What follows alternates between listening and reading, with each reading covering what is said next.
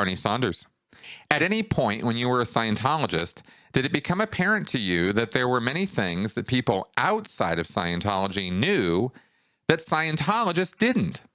For example, but not exclusively, OT3 and Xenu.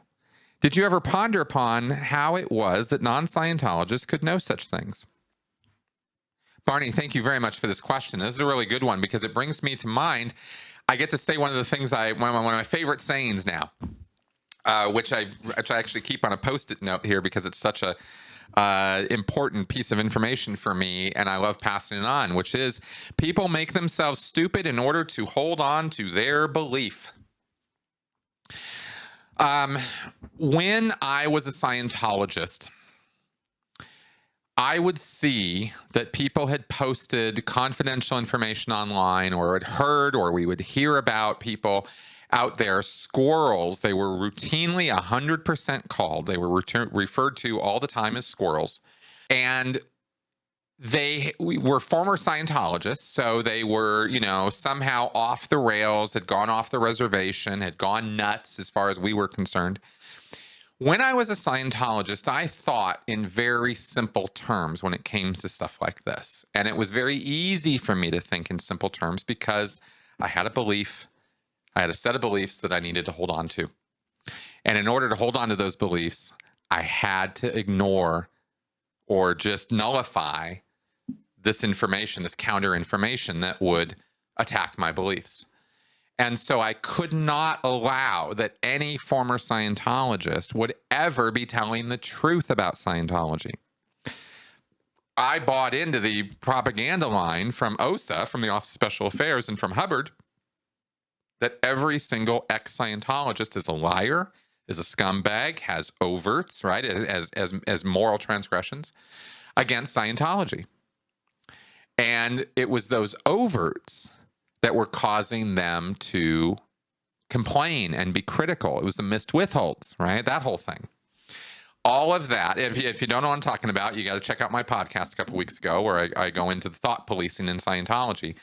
And I break all this down, this missed withhold thing. This was powerful stuff. So powerful that I was able to use this, not just to police my own thinking, but to police other people's thinking. Because if they're saying nasty stuff about Scientology, I don't need to listen to a word of it because it's all vicious lies that are just coming out of their missed withholds, their overts, their sins.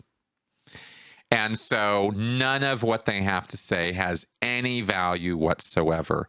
If I want to know about Scientology, the only source for me is L. Ron Hubbard, and nobody else has anything else important to say about it. That's how I used to think.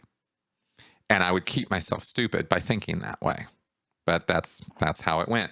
So when you ask how, when I see people who are not Scientologists, now I'm talking, I was mostly ragging on former members there, but I would assume that if somebody was never a Scientologist and they were talking trash about Scientology or Hubbard or Miscavige or the Sea Org or any aspect of it, either A, they had no clue what they were talking about because they were never a Scientologist, so how could they? Or two, they were reading ex-Scientologists and their lies and their propaganda and their indoctrination and their nonsense and their bullshit. Right? I mean, you can use all of the tools of critical thinking.